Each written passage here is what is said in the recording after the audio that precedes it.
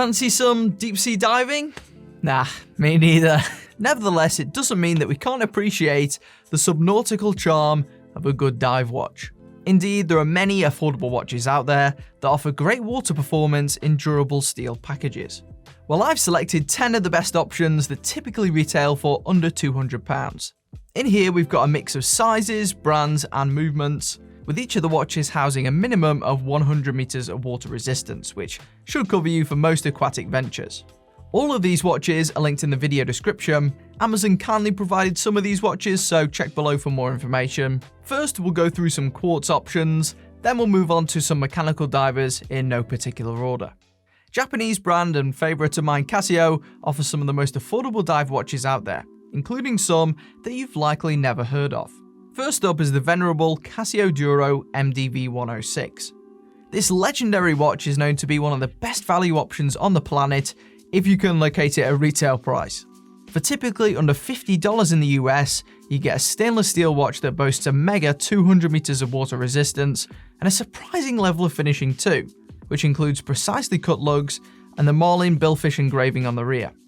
This model also comes with a screw-down crown, and unlike other models, there's a silicone strap fitted by default.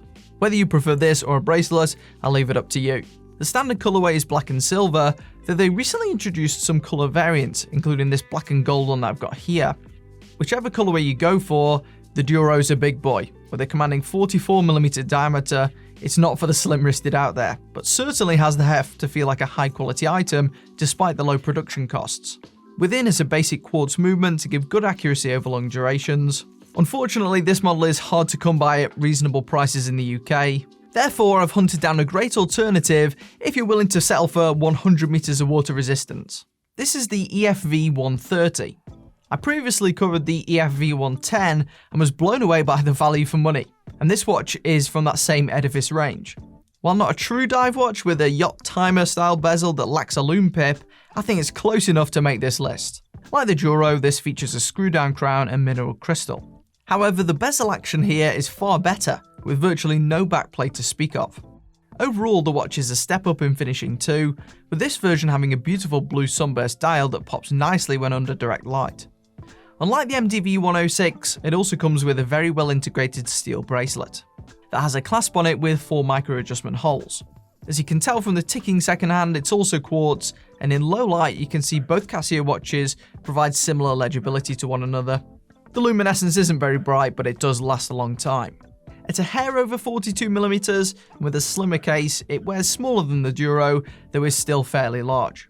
It's another great watch, but those with skinny wrists will have to look outside of the Casio brand to find something more well tailored. The first place I'd stop is surprisingly Invicta. This American, formerly Swiss brand has a mixed reputation in the watch community due to their experimental designs and questionable marketing tactics. They're also famous for making some of the largest watches in history, which makes it all the more surprising that they're responsible for one of the best small divers. The unisex Pro Diver 9204OB is a dream for thin wrists, sitting at a mere 37.5mm in diameter, and with a 47.3mm lug-to-lug, it even looks great on my bony 6.25-inch wrist.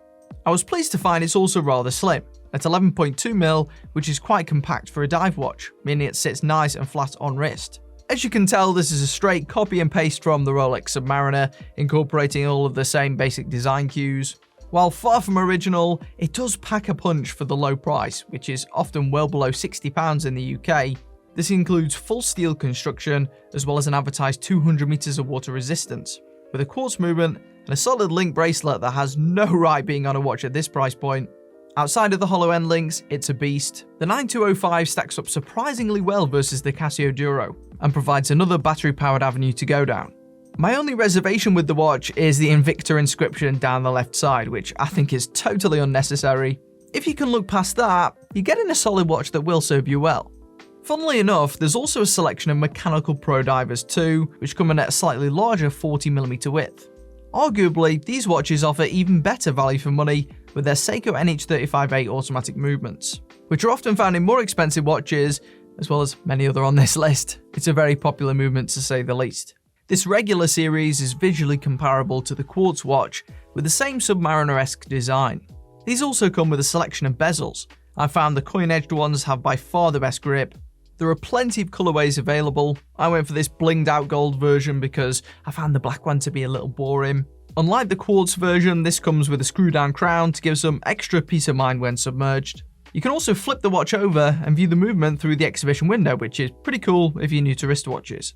Invicta released a special version of this watch in 2020, which has proven to be highly popular. This 31290, also known as the 1953, is a direct rip-off of the original Rolex Submariner, released in that same year. While it features the same movement and materials as the regular Pro Diver, it does look rather different. This has a different handset, bezel and case, the latter no longer featuring any sort of engraving, which is nice as well. In fact, the finishing on this edition seems to be a further improvement upon the original Invicta at least, with an attractive chamfered edge down each side and an elegant curved side profile. While the diameter remains the same, the lug-to-lug sees a slight elongation to 48.5mm, so it does wear a tad larger than the regular 40mm Pro Diver models. Even so, the vintage aesthetics have proven to be incredibly popular, with the more subtle branding also being a hit. These sold out everywhere upon release, and 12 months later, we're only just seeing them start to make their way back into stock. Undoubtedly, some of that's due to COVID, but I've seen a bit of hype surrounding these online for sure. The most unexpected entrant to this list is the new Depth Charge brand from British retailer Watch Shop. One of you viewers left a comment about this brand a few months ago. I'd never heard of it, so I did a quick search. What I found was a dive watch with a cool design and tremendous specifications for the money. It arrived, and I'm pleased to say everything that commenter said was bang on. Like the Invictas, this features an automatic Seiko NH35 movement and full stainless steel construction. However, for a slight price increase, you also gain some further benefits. First up, this uses sapphire crystal rather than the mineral present on all of the watches I mentioned previously, which will give unbeatable scratch protection. As well as the screw-down crown and 200 meters of water resistance, it also comes fitted on a good solid link bracelet. This not only features solid end links, but it's also got a well-machined milled clasp that would look at home at a watch at double this price point. Unfortunately, only 2 of the micro-adjustment holes can be used, as a design flaw results in the clasp not clicking together properly when the 3rd hole is selected. It does have a diver's extension though, if that proves useful for you. The bezel action is solid, the luminescence is very bright indeed, and overall it's got some more unique design cues with the arrow hour hand and the double marker at the 12 o'clock position. It doesn't look like yet another Rolex clone and instead has its own identity. At 41mm, it does wear much like a Submariner though, and there are currently 3 colours available, my favourite being this island green variant. I'm unsure exactly who's producing these. I've got suspicions that it could be Rotary given their previous dealings with Watch Shop. Regardless, they've hit on something good here, hence its presence on this list. For just over £100 with a discount code, this is the best value dive watch I've come across in some time, with the only caveat being international availability. If you're outside of the UK, I'm unsure on how the shipping really works with that, so you'll have to check for yourself. If you're in the UK though, you'll do well to beat this. Perhaps the only way of beating it is heading to China yourself, which is where I imagine they're made. But yeah, by using sites like AliExpress, you can purchase watches directly from Chinese wholesalers, and sometimes you can get a great deal. There are numerous obscure brands out there offering varying levels of quality. One of the best known is Pagani Design. As with most of these Chinese home brands, their repertoire mainly consists of homage watches, with their most popular divers copying famous Rolex designs. For barely any money, you can grab yourself an automatic steel diver's watch that looks like a more expensive one from a distance. Over the years, I found that most of these watches have fairly impressive case finishing for the money, with the main trade-offs coming in the way of water resistance and quality control, especially the latter. The subby ripoff I have here has an interesting blue-black dial, and at a glance it looks flashy without feeling too cheap. The case looks good too. It houses a sapphire crystal and even has the same type of movement as all of the divers I mentioned previously. Its shortcomings are evident though. The bezel is easily the worst on this list, with a tinny feel and significant backplay, whilst the Cyclops is aligned very poorly. The bracelet feels good for the money, though some models have reportedly had instances of separation. Nevertheless, they are solid links, and if you're not willing to spend much and want good specifications, it's likely still worth a look. There are lots more of these brands producing very similar products too, so feel free to explore them in the link in the description. While opinions are mixed on AliExpress brands, the Japanese brand Orient are widely acclaimed as one of the best affordable wristwatch manufacturers. Not only do they design their watches in-house, but unlike most on this list, they produce their movements too. For several years, the Mako II and Ray II were the flagship affordable divers offered by Orient. The Mako version features the Arabics, while the Ray is essentially the same, just with markers. Until now, I'd never bothered with either because I didn't think the dials looked anything special from the footage I saw online. I decided to try one for this video, and I feel like I've been reverse catfished. Whether the lighting in those videos was just too poor, I'm not sure, but in person, this Ray II looks a hell of a lot better. Despite being wider than the regular Pro Diver at 41.5mm, it retains the same lug-to-lug length and is slimmer. When paired with the narrower lugs and less bulbous design, it makes this a more viable choice for slimmer wrists. The Ray II has similar specifications to other pieces on this list, including 20 bar water resistance, mineral crystal, and steel construction. Don't make the mistake, I did though. I got the version sent on the silicone strap.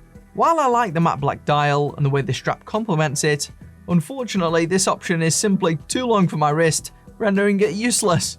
As such, if you're watching this and you've got a wrist that's below 6 3/4 inches, I think it's about 17 centimeters, I'd stick to the metal bracelet options, which you can then adjust to your appropriate size. Otherwise, even if it fits, you'll be left with a huge excess poking over the top that you can't do anything with. Even though I like the Ray II, my favorite Orient diver has to be the Kamasu.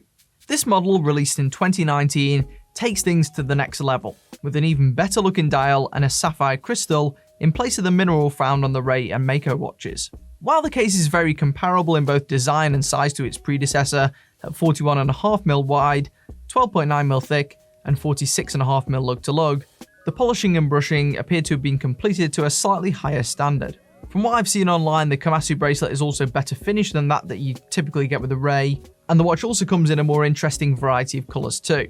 I was torn between this teal/dark green colour and the equally attractive burgundy option, which also features a nice pop of colour. In the end, I went with the first option as I feel it might be a little bit more versatile. As with the previous Orients, this features the in-house automatic movement, with the only real downgrade from the previous offerings being the bezel. This has a less precise click to it, and it also features increased backplay that doesn't inspire confidence. The unit I have here was also misaligned, which was a shame on a watch that otherwise feels very premium for the low cost.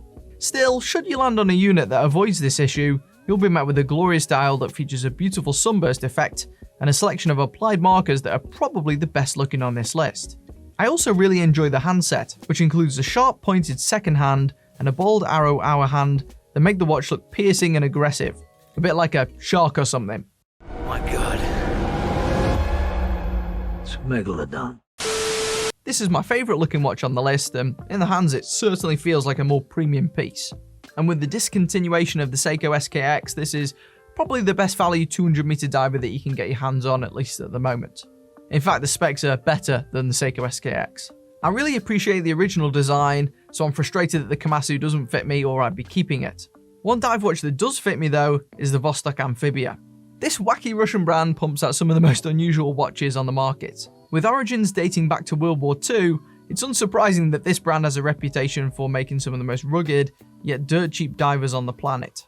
While there's an infinite number of these Eastern Bloc babies available, the most popular budget options normally fall under the Amphibia and Commandeer ski ranges. Typically, the Amphibia models are their diver offerings, as the name would suggest. These were developed in the 1960s using the lessons learned from the earlier Commandeer ski army watches to expand the water resistance to 200 meters. These days, the range names are used much more interchangeably. For instance, last year I covered a 200-meter Commandeer ski branded dive watch, which was somewhat of a homage to the Blancpain 50 Fathoms diver. I'll leave a link to that in the iCard above so you can watch it after this one. The piece I'm featuring in this video is the famous Amphibia, which comes in all sorts of colours and in a variety of moddable cases. This turquoise scuba dude option is one of the most popular and features some of the weird features that Vostok are known for. First up is the famous wobbly crown.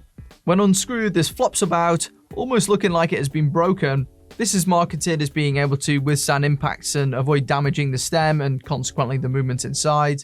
It also has a free rotating bidirectional clickless bezel, which is very unusual and not the most useful in real diving situations. Whether this tightens underwater, I wouldn't know, I can't test it. Supposedly you can remove these and then manually tighten them, but I'm not an accomplished enough modder to try it.